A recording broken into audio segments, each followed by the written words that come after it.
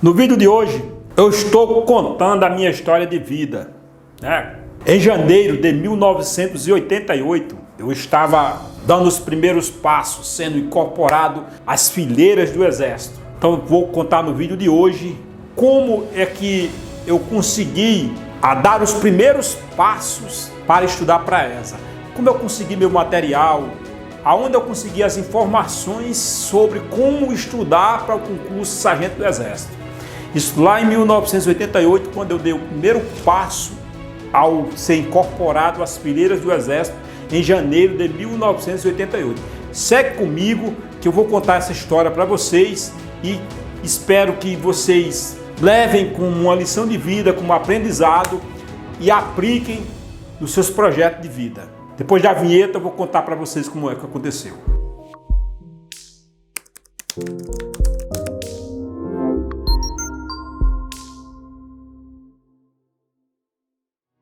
Tudo bem, pessoal? Olá, eu sou José da Arimateia, eu sou procurador do município de São Paulo, fui aprovado em mais de 30 concursos públicos, fui nomeado em mais de 10 e hoje tomei posse em 5. Eu comecei essa trajetória de vida em 1988, quando eu fui incorporado às fileiras do Exército. Chegando lá, em 1988, lembro hoje com muita alegria, né, que ao chegar lá com 18 anos, totalmente perdido na vida, eu percebi o seguinte: no Exército, no quartel, na minha análise que eu realizava naquele momento, eu percebi o seguinte, que tinha os soldados EV, que era eu, tinha os soldados NB, que eram os soldados engajados, e os cabos. E tinha duas classes que estaria ao meu alcance, que era sargento. E eu pude perceber e diferenciar que existia duas espécies de sargento. Existia o sargento de carreira da ESA, concursado, e existia o sargento temporário. E na minha primeira análise, eu já excluí o sargento temporário. Eu já botei como excluído. Restou para mim o sargento de carreira. Poxa, mas eu, soldado EV, sem nenhuma experiência, não sabia nem o que era exército, com as portas de entrada. Qualquer dia eu vou fazer um vídeo aqui, vou fazer um vídeo para esse canal para mostrar quais são as portas de acesso à carreira militar no Exército Brasileiro. Quais são as principais portas de acesso? Qual a mediante concurso sem ser a incorporada via obrigatória, de soldado EV. Então, eu fiquei analisando, sargento de carreira. E aí, eu vi o sargento muito rígido, né? Muita disciplina. E tinha os sargentos que você não tinha muito acesso ao sargento. Porque ser soldado EV, você não ficava todo dia conversando com o sargento. Mas tinha um sargento no meu contingente, em 88, que era um cara de uma alma muito tranquila. Ele transparecia para o pilotão que ele comandava, que era o meu, ser um cara bem aberto, bem tranquilo. Meu saudoso sargento Adelmo. E aí eu, curioso, né, para saber como se tornasse um sargento de carreira. Porque naquela época, lá na cidade de Caicó, Rio Grande do Norte, lá no primeiro BEC, primeiro batalhão de engenharia de construção em Caicó, você ser sargento do Exército era o máximo. Você era, na cidade, você era enaltecido, você era querido nos comércios, na festinha onde você ia, você era um deus, praticamente. Então, lógico, fazendo só uma comparação, é claro, mas você era uma pessoa muito bem vista na cidade. Você ser sargento do Exército de carreira, da ESA, poxa, na cidade você era o cara.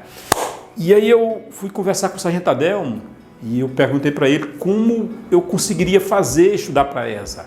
Eu tinha o sonho de estudar para a ESA. E a primeira resposta que ele me disse foi o seguinte: é um concurso muito difícil, de nível nacional, onde a concorrência é pesada e a prova tem um grau de dificuldade muito elevado.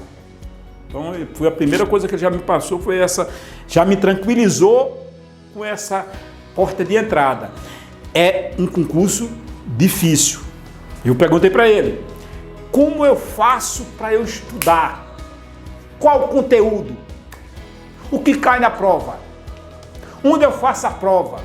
Todas essas perguntas, essas dúvidas, e aí ele foi me explicando de forma calma, tranquila, e ele me disse o seguinte, olha, a prova é difícil, é realizada no quartel, as inscrições são feitas no período tal, e para você estudar, tem os cursinhos, como o Caicó não tinha cursinho na época, ele me indicou um conjunto de apostila que só vendia no Rio de Janeiro, chamava-se Apostila do Unipré. Era um conjunto onde incluía todas as disciplinas que cairiam na prova.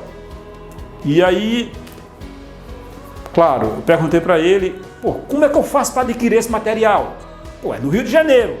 Aí ele foi e me passou o seguinte, que eu poderia adquirir o material mediante, eu ligaria para a escola lá, para o cursinho lá no Rio de Janeiro, e eles me passariam uma conta, eu faria o depósito e eles me mandariam a apostila pelo correio.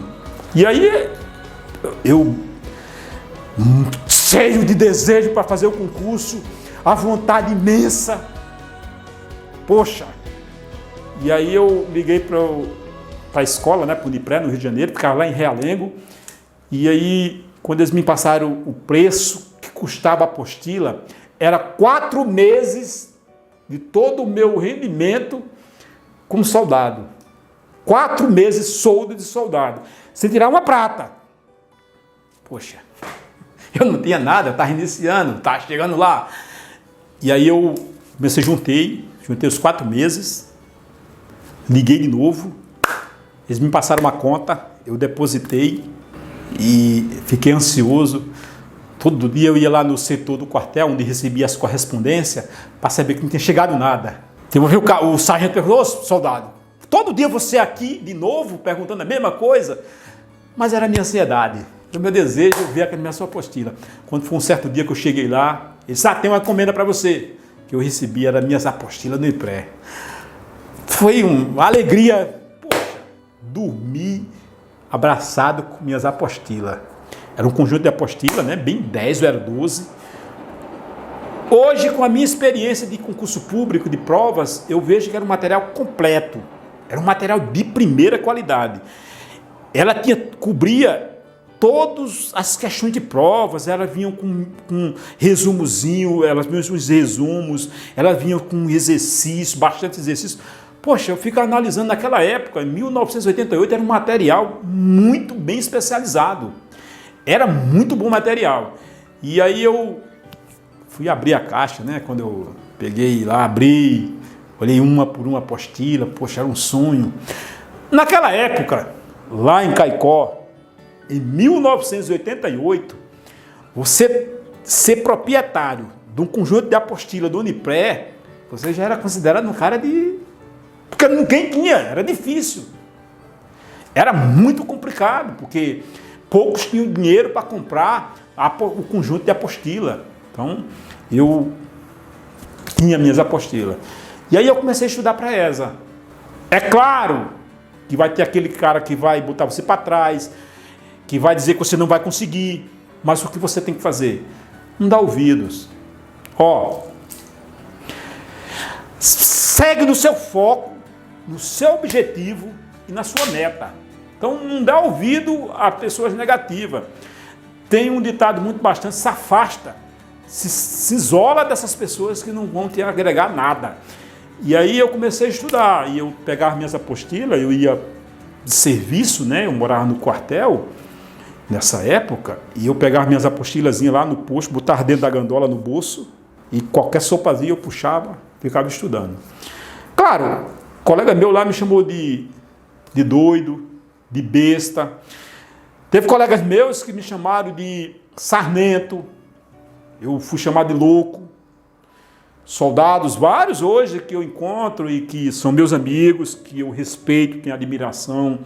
Deixo aqui meu agradecimento lá para o meu contingente 88, grandes ainda, quando se encontram, Parece que nós voltamos ao nosso período lá, de período básico, de acampamento. É como se fosse É muito gostoso quando eu encontro um colega meu que serviu comigo.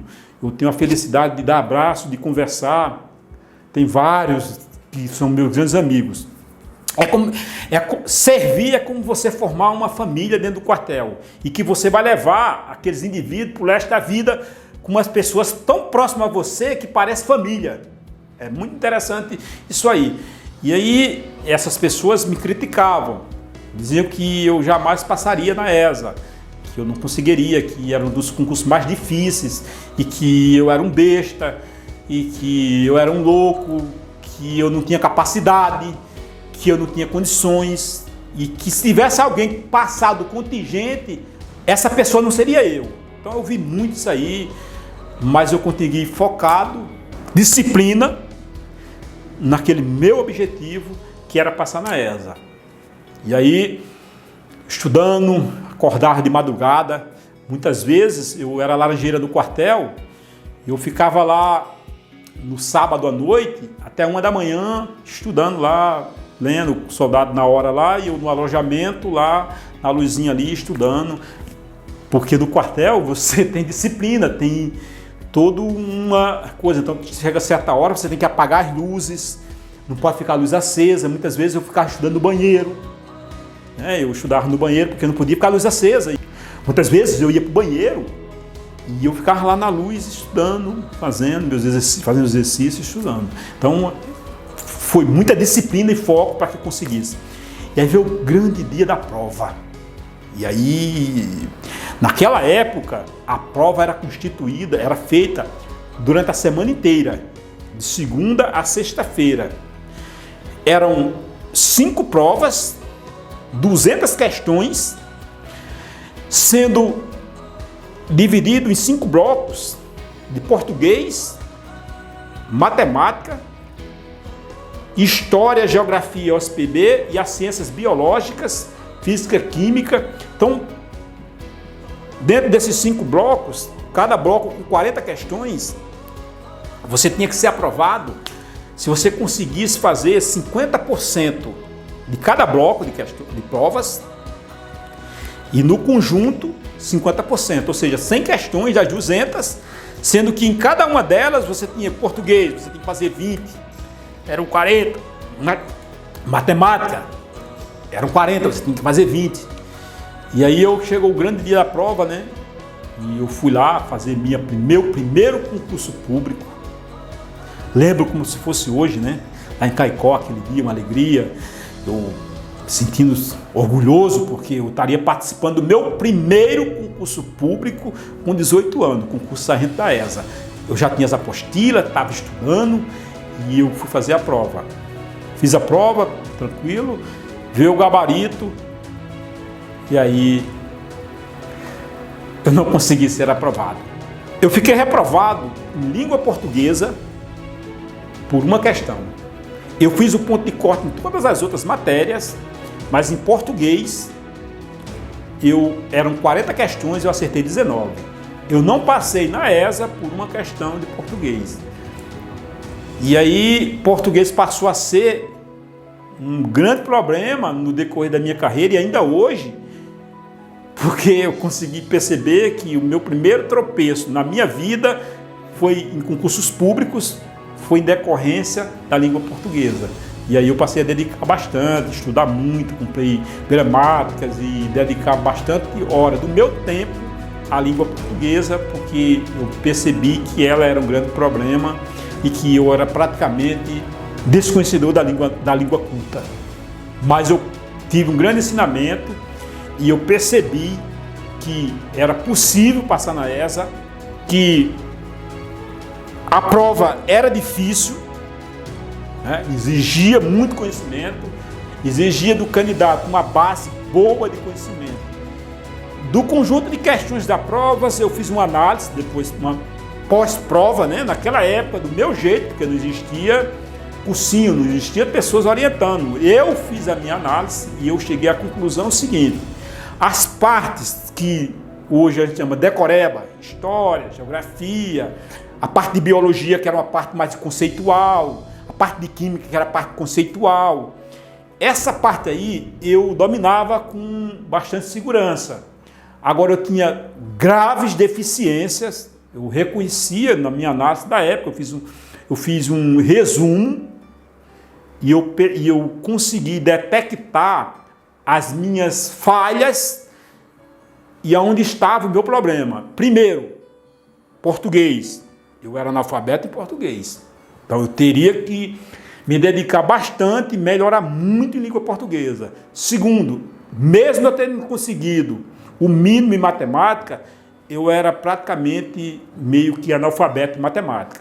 Física e química, eu só sabia a parte conceitual. Quando ela se aprofundava um pouquinho mais, eu era muito deficiente.